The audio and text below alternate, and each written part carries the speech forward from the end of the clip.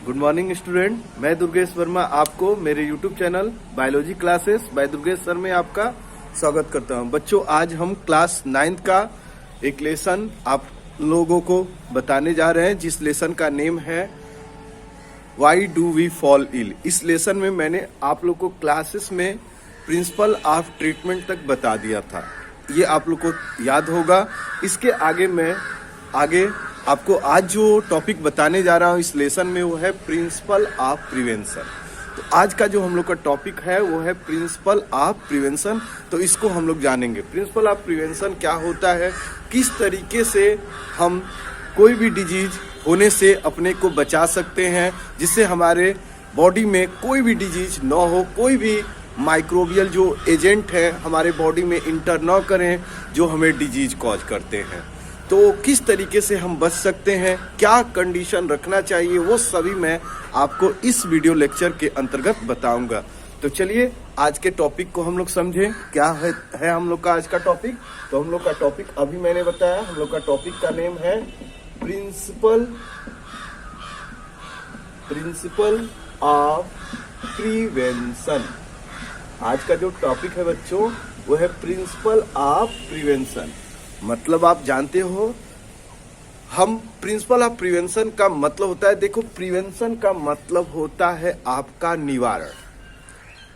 किस तरीके से हम निवारण करें, क्या उपाय लगाएं जिससे कि हमें कोई डिजीज ना हो। तो उससे पहले अकॉर्डिंग टू एनसीईआरटी हम बात करें तो देखिए, अगर किसी पर्सन को कोई इन्फेक्शियस डिजीज होता है तो 3 लिमिटेशन हो जाती है। 3 प्रकार की कठिनाइयां हो जाती हैं उससे संक्रमण के बाद, जिससे हम बचने के लिए क्या उपाय लगाएंगे वो भी जानेंगे। तो ये 3 प्रकार की जो लिमिटेशन है आपके बुक में दिया गया है, 3 लिमिटेशन है। जो फर्स्ट लिमिटेशन है वो अगर आपको मैं आज बताऊं तो पहला लिमिटेशन यह है कि जब कोई भी माइक्रो ऑर्गेनिज्म आपके बॉडी में इंटर करता है और आपको डिजीज कॉज करता है, तो आपके जो बॉडी के फंक्शन होते हैं, बॉडी के पार्ट्स के जो फंक्शन होते हैं वो डिस्टर्ब हो जाते हैं। और अगर बॉडी के पार्ट्स डिस्टर्ब हो जाते हैं, उनके फंक्शन डिस्टर्ब हो जाते हैं, तो ये पूरी तरह से दोबारा सही हो जाए ऐसा हो जाना पॉसिबल नहीं हो सकता है। ऐसा हो भी जाता है, कुछ केसेस में आपके सही भी हो जाते हैं, लेकिन मोस्टली केसेस में यही देखने को मिलता है कि दोबारा वो पार्ट्स उस तरीके से नॉर्मली फंक्शन नहीं करते हैं जैसा कि डिजीज न होने से पहले फंक्शन करते थे। पहला लिमिटेशन बताता है अकॉर्डिंग टू एनसीईआरटी। सेकंड बताता है आपका कि अगर आपको कोई डिजीज हो जाता है तो डिजीज होने के बाद क्या कंडीशन बनता है कि आपको बहुत लॉन्ग टाइम तक बेड रेस्ट करना पड़ जाता है। और बेड रेस्ट करने से आपकी जो बॉडी की एबिलिटी है, आपके बॉडी का जो फंक्शन है वो थोड़ा सा डिस्टर्ब हो जाता है। रेस्ट तो आप करते हैं, लेकिन वो लॉन्ग टाइम रेस्ट भी आपके मेंटली आपको डिस्टर्ब रखता है, क्योंकि कोई भी पर्सन नहीं चाहता है कि वो लॉन्ग टाइम तक रेस्ट करे। लेकिन जब डिजीज हो जाता है तो लॉन्ग टाइम तक रेस्ट करना पड़ जाता है, और ये रेस्ट करना भी एक तरीके से हमारे लिए प्रॉब्लम क्रिएटिंग है, मतलब लॉन्ग टाइम तक किसी डिजीज के केसेस में। क्योंकि आप जानते ही हो कि क्या केसेस होता है अगर लॉन्ग टाइम तक बेड रेस्ट मिल जाए तो, ठीक ना। क्योंकि आदमी इरिटेट हो जाता है, आराम तो मिलता है लेकिन इरिटेट हो जाता है, ठीक ना। हम लोग ह्यूमन बींग्स हैं, हम चाहते हैं कि सबके साथ मिलकर खुशी से रहें, सबके कांटेक्ट में हम आए, लेकिन ऐसा उस समय पॉसिबल नहीं होता है जब हमको कोई डिजीज हो जाता है। तो ये भी बातें क्लियर हो गई होंगी आपको। थर्ड जो है वो है कि अगर किसी पर्सन को डिजीज हुआ है और वह पर्सन लोगों के कांटेक्ट में आ जाता है, और उस कांटेक्ट में आने से और यह डिजीज जो होता है बहुत तेजी से स्प्रेड हो जाता है, तो ये एक तीसरा लिमिटेशन है। जो अपने तो होता ही डिजीज है लोगों को और किसी पर्सन को, और वो दूसरे को भी वो डिजीज को स्प्रेड कर देता है। तो ये 3 लिमिटेशन है आपके किस में, तो जब कोई इन्फेक्शियस डिजीजेज होते हैं। तो अब इन इन्फेक्शियस डिजीज ना हो, इससे किस तरीके से अपने को बचाएं वो हम लोग को जानना है, वही हम लोग को समझना है। तो देखो बच्चों, आपकी बुक में बताया गया है कि प्रिवेंशन के 2 दैट मीन्स टू वेज है। फर्स्ट जो है वो है आपका नॉर्मल वे, फर्स्ट जो है बेटा वो क्या है, नॉर्मल वे, और सेकंड जो है वो है स्पेसिफिक वे। फर्स्ट जो है बेटा नॉर्मल वे है, सेकंड जो है आपका क्या है, स्पेसिफिक वे। नॉर्मल वे का मतलब क्या है, सिंपल, कि हम उन लोगों से दूर रहे जिनको कोई डिजीज होता है। दैट मीन्स डिजीज होने का मतलब अगर किसी को इन्फेक्शियस डिजीज हो जाए, जैसे कॉमन कोल्ड हो जाए, निमोनिया हो जाए, तो उनके कांटेक्ट में न आए, उनसे हम थोड़ा दूर रहें, अपने को बचाएं। अगर उनसे हम बचाते हैं तो श्योर है कि हम बचे रहेंगे, हमें कोई डिजीज नहीं होगा। तो पहला नॉर्मल ये यही कह रहा है कि या तो आप उन लोगों से दूर रहिए, या दूर होने के साथ आप उस माइक्रोब्स को अपने कांटेक्ट में आने से बचाइए। तो नॉर्मल वे का मतलब आप समझे है ना, कि उन लोगों से या इन्फेक्शियस जो एजेंट हैं उनसे बचे, और उन लोगों से भी बचे जिनको ये डिजीज हुआ है, ठीक ना। अब इसके बाद और क्या है, और यह बता रहा है कि आप लोगों को मैंने बताया है कि डिजीज स्प्रेड होने के क्या क्या वे होते हैं। जैसे पहला मैंने बताया था एयरबॉर्न के केसेस में मैंने बताया था कि एयरबॉर्न जो डिजीज होते हैं, जैसे कॉमन कोल्ड है, निमोनिया है, तो इससे बचने के लिए हम क्या करेंगे, क्या कंडीशन रखेंगे, तो हम फ्री जो जहां पर स्पेस है, फ्री एरिया है, वहां पर रहेंगे। जहां पर बहुत ज्यादा लोगों का क्लस्टर है, लोगों का समूह है, वहां पर जहां पर लोगों की गैदरिंग है वहां हम न जाएं, क्योंकि गैदरिंग में रहेंगे, लोगों के कांटेक्ट में आएंगे अधिक लोगों के, तो श्योर है कि ये इन्फेक्शियस डिजीज होने के चांसेस होते हैं। तो अगर हमें एयरबॉर्न डिजीजेस से बचना है तो हमें लोगों के कांटेक्ट में आने से बचना होगा। दूसरा, अगर वाटरबॉर्न डिजीज से बचना है, पहला क्या मैंने बताया, एयरबॉर्न से बचना है, तो हमें क्या करना पड़ेगा, मैंने अभी बताया। सेकंड जो है, अगर वाटरबॉर्न डिजीज से हमें बचना है तो क्या करना पड़ेगा बेटा, वाटरबॉर्न से बचने के लिए हमें जो भी वाटर ड्रिंक करते हैं वो क्लीन होना चाहिए, फ्रेश होना चाहिए, ठीक ना। अगर ना हो तो उसको बॉयल करके ड्रिंक करिए, ये और बेस्ट होगा, ठीक ना, जिससे आप बच सकते हैं। क्योंकि इस समय का जो कोल्ड वेदर चल रहा है इस टाइम, तो आप बॉयल वाटर ही ड्रिंक करें, तो ये आप लोग के लिए बेस्ट प्रिवेंशन है कोई भी इन्फेक्शियस डिजीज से बचने के लिए जो वाटर बॉर्न है, ठीक ना। वाटर बॉर्न डिजीज में मैंने आपको बताया कोलेरा, टाइफाइड, ये सब याद रखिएगा, ठीक ना, क्योंकि ये याद रहेगा तभी आपको समझ में आएगा।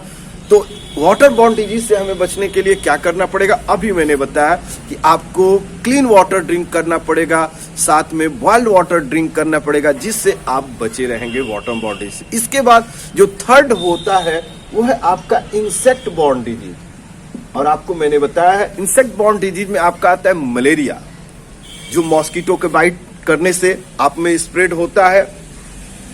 तो आप ऐसा सिचुएशन, ऐसा कंडीशन अपने सराउंडिंग रखिए जिससे कि मॉस्किटो न आए, और मॉस्किटो के न आने से बचाने के लिए आपको क्या करना पड़ेगा, आपकी जो सराउंडिंग प्लेसेस हैं वहां पर वाटर को कलेक्ट नहीं होने देंगे। अगर आपके सराउंडिंग जहां भी रहते हैं वहां पर वाटर स्टेगनेंट ना हो, स्टेगनेंट वाटर को कलेक्ट ना होने, दैट मीन्स वाटर को स्टेगनेंट ना होने दीजिए।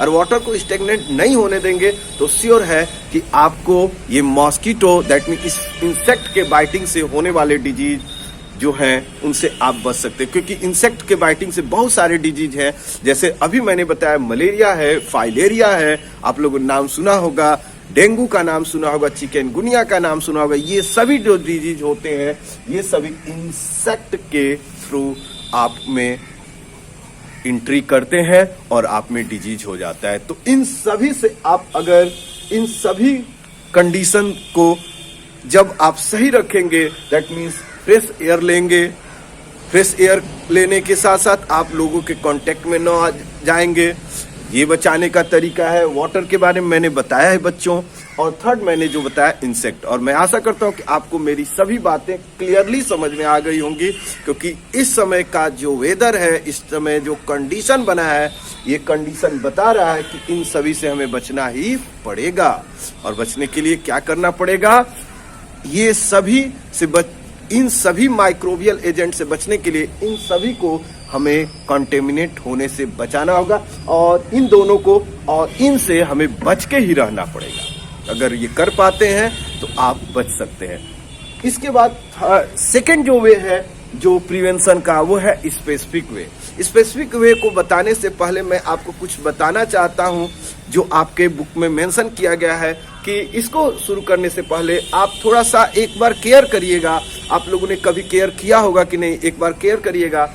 आप ही लोग के क्लास में अगर कोई भी आपका फ्रेंड या आपका क्लासमेट कभी कॉमन कोल्ड से सफर करते हुए अगर क्लास में एंट्री कर जाता है तो देखते हैं कि आपके क्लास के कुछ क्लासमेट जो होते हैं उस डिजीज से सफर करने लगते हैं और कुछ क्लासमेट जो होते हैं उस डिजीज से सफर नहीं करते हैं। तो ऐसा क्या होता है, ऐसा कंडीशन क्या होता है, तो उसके लिए बता दूं मैं कि आपके बॉडी के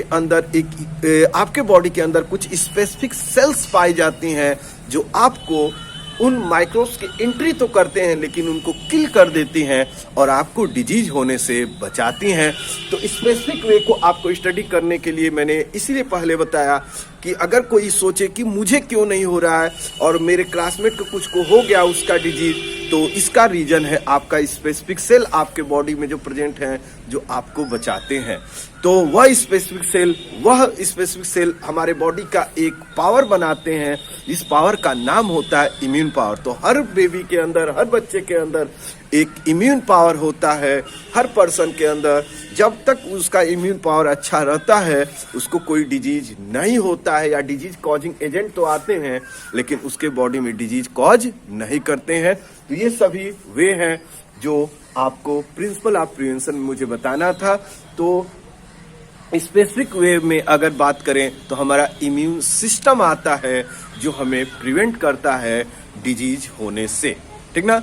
तो इस तरीके से हम बच सकते हैं। तो इसीलिए बताया गया है कि prevention is better than treatment, ठीक ना।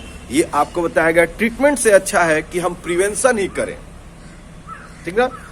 बताया जाता है ना प्रिवेंशन बेटर देन क्योर, ये भी बोला जाता है।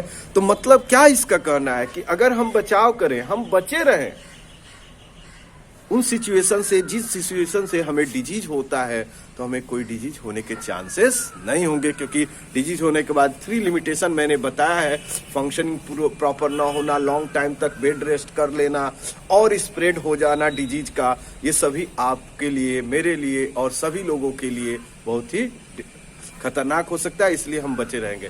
तो मैं इस वीडियो में यहीं तक आपको बता रहा हूँ, आगे मैं अगले वीडियो में और कुछ बताऊंगा। तो यहीं पर अपने वीडियो को, अपने टॉपिक को एंड कर रहा हूँ। अगले वीडियो में फिर अगले टॉपिक के साथ मिलेंगे। Okay, thank you.